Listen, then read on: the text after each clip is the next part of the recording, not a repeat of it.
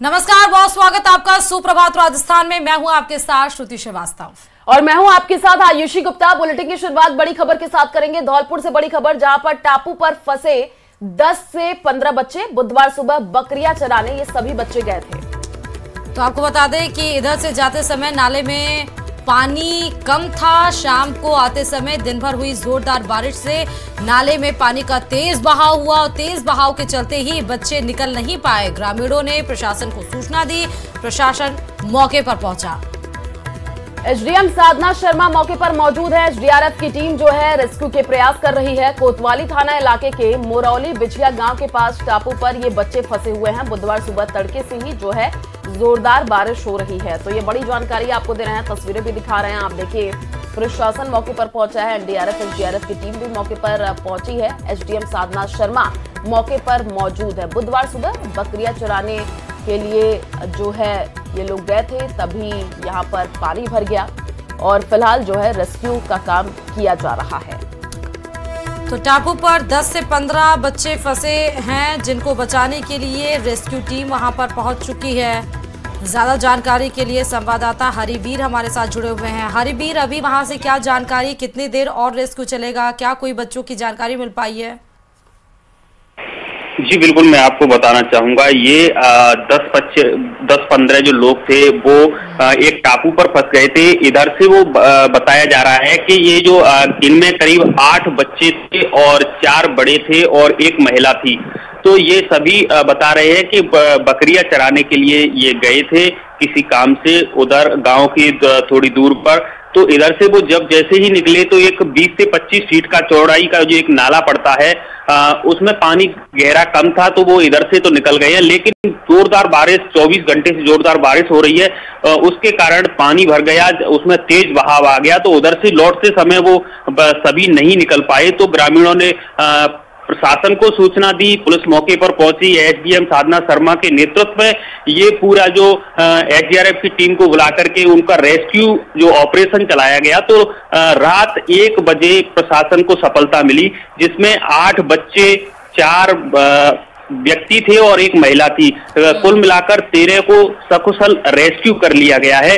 ये जो पूरा मामला है वो कोतवाली थाना इलाके के मोरौली बिछिया डाबरी एक खार पड़ता है, वहां का ये पूरा मामला है। तो मैं बताना चाहूंगा कि एक जो नाला पड़ता है वो 20 से 25 फीट चौड़ा है और उसमें पानी कम से कम 4 से 5 फीट पानी चल रहा है और बहुत तेज बहाव है। उस कारण ये वहां पर फंस गए थे और सभी का रात 1 बजे प्रशासन की टीम ने सभी का रेस्क्यू कर लिया गया है। जी हरिवर, सभी के हालात ठीक बने हुए हैं? जी बिल्कुल, सभी सुरक्षित हैं, सभी के हालात ठीक है और सभी बच्चों को रेस्क्यू करके ग्रामीणों को जो परिजन हैं उनको सौंप दिया गया है। ये सभी गांव से कुछ ही दूर पर ये गए थे, इधर से तो निकल गए, लेकिन पानी जो बरसात हो रही है, भयंकर मूसलाधार बारिश हो रही है, उस कारण पानी आ गया नाले में और ये सभी जो बच्चे थे और एक महिला थी और 4 व्यक्ति थे, सभी उधर फंस गए। और प्रशासन की टीम ने करीब 4 से 5 घंटे की कड़ी मशक्कत के बाद ये इनका रेस्क्यू किया है। मैं आपको बताना चाहूंगा कि प्रशासन को इतना समय लगा कि अंधेरा था, मूसलाधार ऊपर से बारिश हो रही थी और जो खार था, काफी मशक्कत की गई। उसके बाद से इन सभी बच्चों को सुरक्षित बाहर निकाल लिया गया। शुक्रिया तमाम जानकारी साझा करने के लिए। और चलिए अब आपको बड़ी खबर मौसम से जुड़ी हुई बताते चले, जहां प्रदेश के 7 जिलों में येलो अलर्ट जारी किया गया है, तो वहीं 23 जिलों में येलो अलर्ट भी मौसम विभाग की तरफ से जारी किया गया है। अलवर, बारां, भरतपुर, धौलपुर, दौसा, करौली, सवाई माधोपुर में जो है भारी बारिश के आसार जताए जा रहे हैं, जबकि 20 ऐसे जिले हैं जहां पर येलो अलर्ट जारी किया गया है। प्रदेश की 7 ऐसे जिले हैं जहां पर ऑरेंज अलर्ट जारी किया गया है, क्योंकि भारी बारिश का दौर देखने को मिल रहा है। तो ऑरेंज अलर्ट और येलो अलर्ट दोनों ही कई जिलों में जारी कर दिया गया है। तो 7 जिले ऐसे हैं जहां ऑरेंज अलर्ट है, जिसमें कि अलवर है, बारां, भरतपुर, धौलपुर, दौसा, करौली और सवाई माधोपुर। यहाँ पर भारी बारिश के आसार को देखते हुए मौसम विभाग की तरफ से ऑरेंज अलर्ट जारी किया गया है। बाकी बचे 20 जिले जहां मौसम विभाग ने देखा जहां हो सकती है बारिश हो, लेकिन इतनी मूसलाधार बारिश ना हो, उसको देखते हुए 20 जिलों में येलो अलर्ट मौसम विभाग की तरफ से जारी किया गया है। धौलपुर में जिस तरह बात आई, कल शाम से ही लगातार मूसलाधार बारिश हो रही है, जहां पर टापू में 10 से 15 बच्चे भी फंस गए थे। हालांकि रेस्क्यू करके उनको बाहर निकाल लिया गया और उसी को देखते हुए अन्य जिलों में बारिश के आसार लगातार बढ़ते जा रहे हैं। वहां पर ऑरेंज अलर्ट और 20 जिलों में येलो अलर्ट। जैसलमेर से बड़ी खबर सामने आ रही है। बाबा रामदेव मंदिर को बम से उड़ाने की धमकी का यह पूरा मामला है, जहां पर पुलिस और सुरक्षा एजेंसियां अब सतर्क हैं। बाबा रामदेव मंदिर में विशेष चेकिंग के बाद लगातार भक्तों को प्रवेश दिया जा रहा है। चप्पे चप्पे पर पुलिसकर्मी तैनात भी हैं। तो बाबा रामदेव समाधि पर कपड़ों के घोड़ों को चेकिंग के बाद ही जो है रुनीचा कुआं भेज रहे हैं और बम से जो है मंदिर को उड़ाने की धमकी के बाद भक्तों की संख्या भी कम हुई है। एसपी और मेला कमेटी पदाधिकारियों ने रामदेवरा पहुंच समाधि के दर्शन करने की अपील की है। असामाजिक तत्वों के लेटर ने हजारों व्यापारियों का नुकसान भी किया है। तो बाबा रामदेव मंदिर को उड़ाने की धमकी के बाद से आप देख सकते हैं कि यहाँ पर भारी पुलिस जाब्ता तैनात है। सबको चेकिंग के बाद ही भक्तों को एंट्री दी जा रही है। रामदेवरा समाधि के दर्शन करने के लिए अपील भी लोग कर रहे हैं। ये भी आपको बड़ी खबर जैसलमेर से बता रहे हैं। 40वां लकी मेला परवान पर चल रहा है। कल पोखरण रेलवे स्टेशन पर किसी सिरफरे की हरकत ने बाबा रामदेव जी के यात्रियों में, श्रद्धालुओं में जो भय व्याप्त था, उस लेटर की सुरक्षा एजेंसियों व पुलिस प्रशासन ने मंदिर की पूरी तरह से जांच कर ली है। मैं जोधपुर से आया हूँ और जो ये बात हुई है बम की, ये कोई घबराने की जरूरत नहीं। हमने दर्शन किए, बड़े आराम से दर्शन हुए हो और व्यवस्था बहुत अच्छी है। तो चलिए अब बात जोधपुर से बड़ी खबर की, जहां आज रक्षा मंत्री दौरे पर रहने वाले हैं। दरअसल हथियारों की प्रदर्शनी होगी जो कि 12 से 14 सितंबर तक है। उसका उद्घाटन करने के लिए रक्षा मंत्री आएंगे। तो आपको बता दें कि आरएफ गन, हाई एल्टीट्यूड उपग्रह और HAPH की प्रदर्शनी होनी है। एयर लॉन्च फ्लेक्सिबल एसेट तकनीकी जो है उसकी प्रदर्शनी होगी और साथ ही AR/VR स्मार्ट ग्लास जैसे तकनीकें भी जो है प्रदर्शित होंगी। रनवे की तत्काल मरम्मत करने के जो है expendable active decoy, real time air crew व फोल्डेबल फील्ड मैच भी जो है प्रदर्शित होगी। तो ये बड़ी जानकारी आज जोधपुर दौरे पर रक्षा मंत्री राजनाथ सिंह रहने वाले हैं, जहां पर आपको बता दें कि हथियारों की आज प्रदर्शनी होगी। तो 2 दिन 12 से 14 सितंबर तक हथियारों की प्रदर्शनी लगेगी, जिसका उद्घाटन करने के लिए खुद रक्षा मंत्री राजनाथ सिंह जोधपुर दौरे पर आ रहे हैं। और किन किन चीजों को प्रदर्शनी के रूप में लगाया जाएगा वो भी हम आपको बता रहे हैं, जैसे आरएफ गन, हाई एल्टीट्यूड उपग्रह, HPH, ये तमाम चीजें, एयर लॉन्चिंग फ्लेक्सिबल एसेट भी तकनीकी, उसकी क्या टेक्निक्स हैं, क्या टेक्निकल चीजें हैं, वो सब चीजों को आज एग्जीबिशन के मॉडल से दर्शाया जाएगा। लोग भी आएंगे और उसका उद्घाटन करने के लिए जो 2 दिवसीय ये प्रदर्शनी लगाई गई है रक्षा की हथियारों की, उसको उद्घाटन करने के लिए खुद रक्षा मंत्री राजनाथ सिंह जोधपुर के दौरे पर हैं।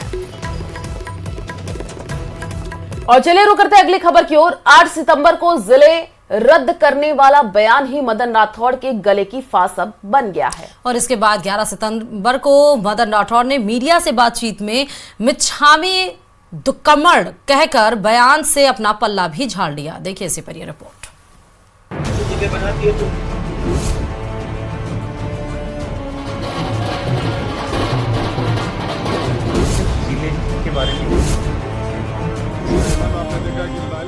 एक विधानसभा का जिला, सांचौर एक विधानसभा का जिला, केकड़ी, यानी ये ऐसे ऐसे जिले बना दिए जो एक तुष्टीकरण करने के लिए, खुश करने के लिए ऐसे जिले बना दिए।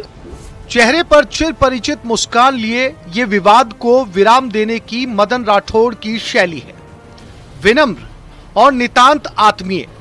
यकीन नहीं हो रहा ना, ये वही मदन राठौड़ हैं जिन्होंने जनता को नए जिले बनाने का पीछे का ग्रामर समझाते उसे विशुद्ध रूप से सियासी पैंतरा करार दिया था। लीजिए मुलाहिजा फरमाइए। नए जिले गलत तरीके से बना दिए, ऐसे कई गलत जिले बना दिए, जैसे एक विधानसभा का जिला, सांचौर एक विधानसभा का जिला, केकड़ी, यानी ये ऐसे ऐसे जिले बना दिए जो तुष्टीकरण करने के लिए, खुश करने के लिए ऐसे जिले बना दिए, तो हम इसका कई जिले हटाएंगे। बीजेपी के प्रदेश अध्यक्ष मदन राठौड़ के 6-7 जिले खत्म करने के बयान के बाद उम्मीद के मुताबिक कांग्रेस ने कड़ा पलटवार किया। नए जिले और बने तो अच्छी बात है, लेकिन जो बन गए और एक साल से ज्यादा जिले का दर्जे के रूप में लोगों ने जहां कलेक्टर देख लिए, एसपी देख लिए, उनसे आप उनका हक छीनने का काम मैं समझता हूं इससे बड़ा कुठाराघात होता नहीं। और अभी सरकार की तरफ से कोई ऑफिशियल वर्जन है भी नहीं, लेकिन क्योंकि सत्ताधारी पार्टी के अध्यक्ष जी का बयान आया है तो ये हमारे को चिंता में डालने का बयान था, इसीलिए मैंने आज ये बात की। बात को विराम देने के लिए राठौड़ ने मिच्छामी दुक्कड़म कह दिया, लेकिन इस बीच मदन राठौड़ का एक वीडियो भी वायरल हो रहा है, जिसमें एक युवक मदन राठौड़ से सांचौर जिले को रद्द करने वाले बयान को लेकर बात कर रहा है। नमस्कार सर, हमारे साथ वो सांचौर जिले के बारे में जो चर्चा चल रही है, जिला रद्द कर दिया जाएगा, ये सर। अरे यार आप चिंता मत करो। हाँ, कोई हम इसमें हस्तक्षेप नहीं करते हैं। हाँ, हमें बहुत टेंशन हो गया कि जिला रद्द हो, ये तो नहीं, मेरी बात सुनो। हाँ, अपन क्या है कि जैसे उस समय नहीं किया था अपन ने, जब कांग्रेस ने ये जो किया ना, उस समय जो बोला था पत्रकारों ने पूछ लिया, हाँ, हमने रिप्लाई दे दिया, बात खत्म हो गई, आई गई होगी, हम कुछ नहीं कर रहे हैं उसमें, हम निर्णय करने वाले होते भी नहीं है। हाँ, हम तो पूरा दिन ये चर्चा सांचौर में बनी हुई है। मना कर दो कि भाई वो कहीं पंचायती में नहीं है। अच्छा, संगठन का काम कर रहे हैं, हमको क्या करना है। बस हम तो पार्टी के साथ में, जो पार्टी जो निर्णय ले रही है अच्छा ही ले रही है, हम भाजपा परिवार से हैं, तो मतलब कुछ नहीं होने वाला। हम ऐसा नहीं करते कुछ भी, है ना। हाँ, ठीक, हमें तो आप पर भरोसा है। परिवार संभालना, अपना काम करना है। उसका एक हमने कमेटी बनाई थी और उस कमेटी को अध्ययन करने के लिए दिया कि वो अध्ययन करे। कई जिले हैं जिनकी मांग वाजिब भी है, वो जिले रहेंगे, बाकी जिलों को हम समाप्त करेंगे।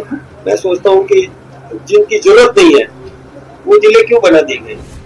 6 विधानसभा सीटों पर उपचुनाव होने वाला है, जिसकी तैयारी में सभी पार्टियां जुट चुकी हैं। बीजेपी उपचुनाव में किसी तरह की कोर कसर नहीं छोड़ना चाहती। प्रदेश अध्यक्ष लगातार विधानसभा सीटों का दौरा कर रहे हैं और कार्यकर्ताओं से मुलाकात कर रिपोर्ट तैयार कर रहे हैं, लेकिन कांग्रेस राठौड़ की इस कवायद को बेवजह बताते हुए सभी सीटों पर अपनी जीत का दावा कर रही है। हरियाणा में आपने देखा कि लाइन लगी हुई है, हरियाणा में भाग रहे हैं लोग, कांग्रेस की तरफ जा रहे हैं, इसलिए अब लोगों का मोह भंग हो चुका है। राजस्थान में जो आने वाले 6 विधानसभा के उपचुनाव है, पूरे के पूरे कांग्रेस हमारी पार्टी जीतेगी और इनका जो सेमीफाइनल है उसमें मुक्की खानी पड़ेगी। चुनावी समर में हार जीत का दारोमदार जिस रणनीति पर होता है, उसमें वार पलटवार की भी निर्णायक भूमिका मानी जाती है। तारीखों के ऐलान के बाद वार पलटवार के दौर में और तेजी आएगी। Bureau report, news 18 Rajasthan. और मुनेश गुर्जर के निलंबन की उल्टी गिनती शुरू हो चुकी है, क्योंकि यूडीएच मंत्री जाबर सिंह खर्रा साफ कर चुके हैं कि मुनेश गुर्जर निलंबन से बच नहीं सकती हैं। सरकार ने निलंबन की कार्रवाई से पहले महाधिवक्ता से भी रायशुमारी कर चुकी है। देखिए रिपोर्ट।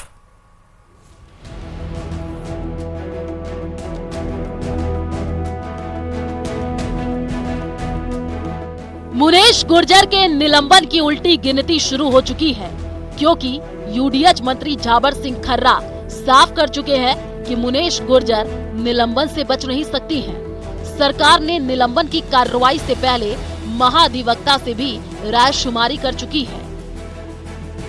आज देर शाम तक या कल सुबह निलंबन के आदेश जारी होगा। एसीबी ने भले कोर्ट में अब तक चालान पेश न किए हों, लेकिन यूडीएच मंत्री जाबर सिंह खर्रा साफ संकेत दे चुके हैं कि महज 24 घंटे के भीतर मुनेश गुर्जर को निलंबित कर नगर निगम हेरिटेज में नया कार्यवाहक महापौर नियुक्त कर दिया जाएगा।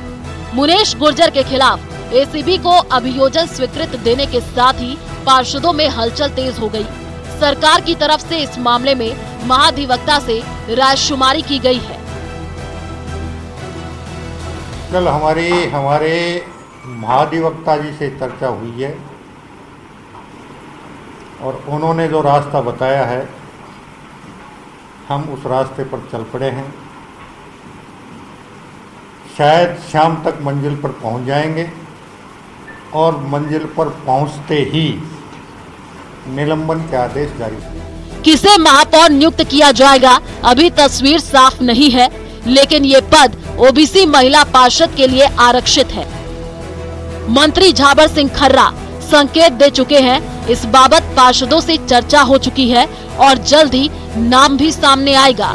हालांकि कांग्रेस पार्षद चाहते हैं कि महापौर उनकी पार्टी से हो, लेकिन हवा महल से विधायक बालमुकुंद आचार्य का कहना है कि महापौर बीजेपी से होगा।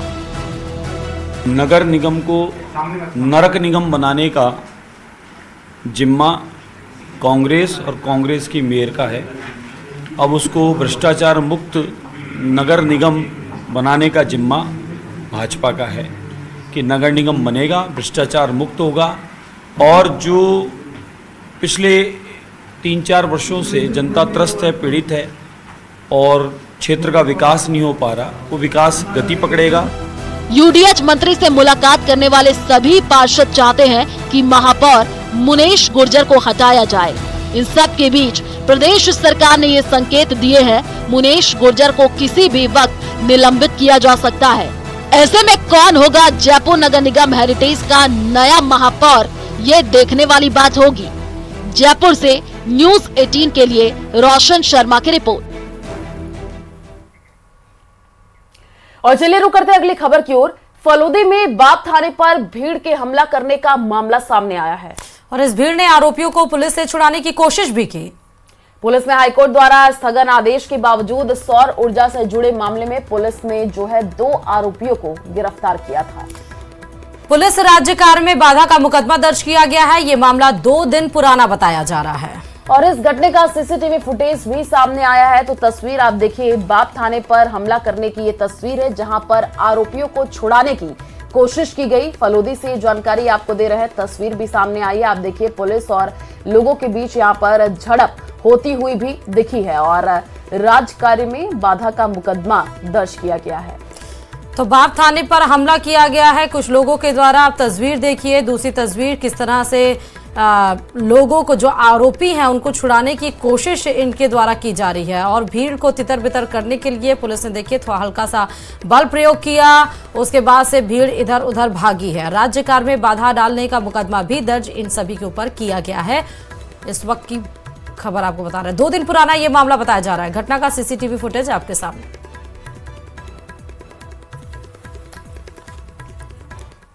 और इधर राजस्थान में सरकारी नौकरियों की भर्ती में फर्जीवाड़ा बिल्कुल भी बर्दाश्त नहीं होगा और इसके लिए राजस्थान कर्मचारी चयन बोर्ड ने नवाचार करते हुए नए नियम लागू कर दिए हैं। राजस्थान कर्मचारी बोर्ड ने पूर्व की और हाल की भर्तियों में फर्जीवाड़ा सामने आने के बाद भर्ती प्रक्रिया में बड़े बदलाव किए हैं।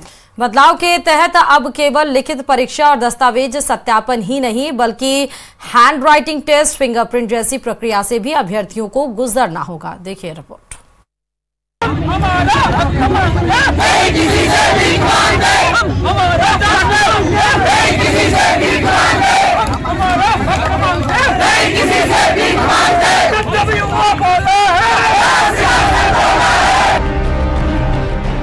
राजस्थान में युवा बेरोजगारों के हितों की रक्षा के नाम पर सत्ता में आई भजनलाल सरकार ने राजस्थान की सरकारी नौकरियों की भर्तियों को पारदर्शी बनाने की दिशा में नवाचार करने का फैसला किया है।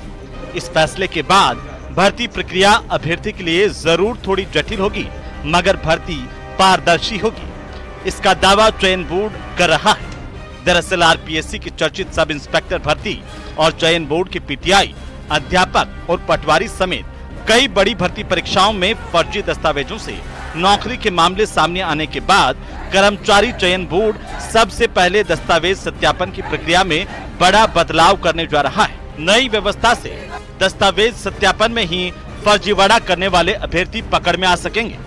सत्यापन में शक होने पर बोर्ड खुद जांच करवाएगा। प्रक्रिया को हम 2 तरीके से देख रहे हैं।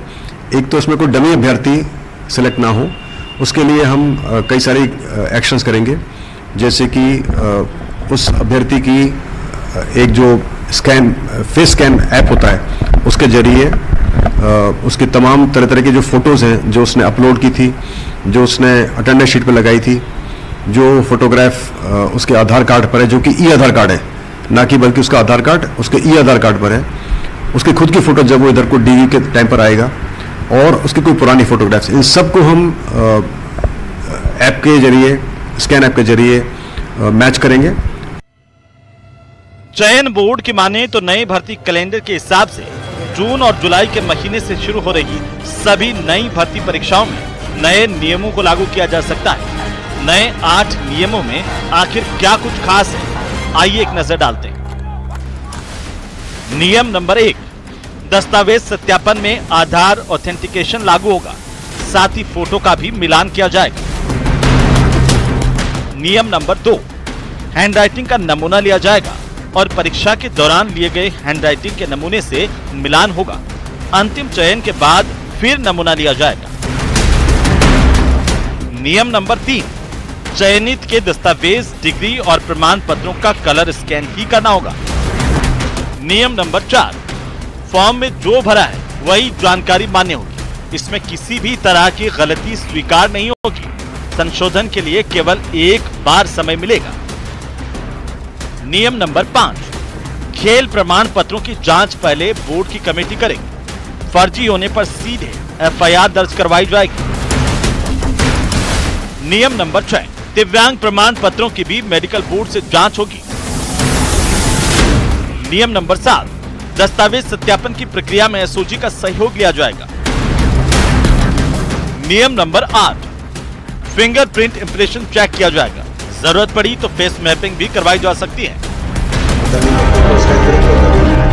भर्तियों में अब चयन बोर्ड दस्तावेज सत्यापन को लेकर प्रमाण पत्रों की जांच के लिए किसी एजेंसी पर निर्भर ना होकर खुद जांच करेगा और इस कार्य में सरकार के निर्देश पर एसओजी की मदद भी ली जाएगी। नए नियम मौजूदा माह से शुरू होने वाली भर्ती प्रक्रिया पर लागू कर दिए गए हैं। पूर्व में अब तक दस्तावेज सत्यापन प्रक्रिया में कई खामियां पाई गई थी, जिससे फर्जी डिग्री और प्रमाण पत्र पकड़ में नहीं आ पाते। सत्यापन के बावजूद डमी और फर्जी नियुक्ति पाने में सफल हो जाते। ऐसे में राज्य सरकार बदलने के बाद भर्तियों में किसी भी तरह की गड़बड़ी ना हो, इसे सरकार सुनिश्चित करना चाहती है। जयपुर से न्यूज़ 18 राजस्थान के लिए लवली वधवा की रिपोर्ट।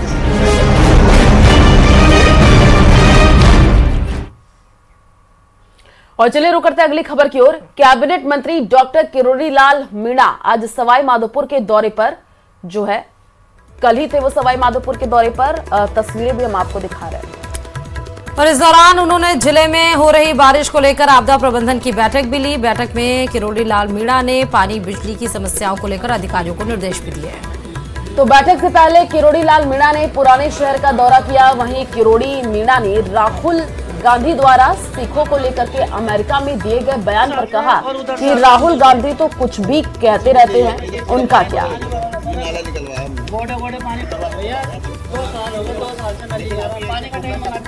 नाले रुके हुए हैं, सीवरेज की समस्या है, कुछ नेशनल हाईवे जीपी और पीडब्ल्यू से रिलेटेड मुद्दे थे। कुछ गड्ढे शहर में ऐसे हो गए जहाँ लोग को दिक्कत आ रही है, तो उनको तुरंत प्रभाव से भरना। और चूँकि मैं आपदा देख रहा हूँ, तो आपदा में, बाढ़ में, जलभराव में जहाँ किसी भी प्रकार का नुकसान हो गया, चाहे नहर का हो, चाहे सड़क का हो, चाहे मकान का हो, चाहे जन हानि हो, सबके प्रपोजल भेजे जाए ताकि सरकार को प्राथमिकता से स्वीकृत। और अजमेर की अब खबर आपको बताते हैं, जहां लगातार भारी बारिश के चलते कई स्थानों पर जल भराव के चलते रास्ते जाम हो चुके हैं। और जल भराव के हालात को देखते हुए कई स्थानों पर पुलिसकर्मी और ट्रैफिक कर्मी तैनात किए गए हैं। और इसी बीच मंगलवार को आगरा गेट रोड पर बीजेपी नेता धर्मेंद्र जैन के बेटे विवेक जैन का एक वीडियो वायरल हो रहा है, जिसमें विवेक जैन बैरिकेडिंग को हटाने के लिए हेड कांस्टेबल से बदसलूकी करते दिखाई दिए। तस्वीरें आपको दिखा रहे हैं। और इस दौरान विवेक जैन ने हेड कांस्टेबल को धमकाते हुए खुद की बैरिकेडिंग हटा दी। इस मामले को लेकर कोतवाली थाने में शिकायत दर्ज कराई गई है और पुलिस ने विवेक जैन के खिलाफ राज कार्य में बाधा का मुकदमा दर्ज करके अब जांच शुरू कर दी है।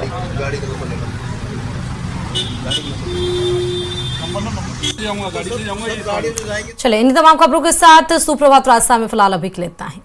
और बाकी खबरों के लिए आप देखते रहिए न्यूज़ 18 राजस्थान। नमस्कार।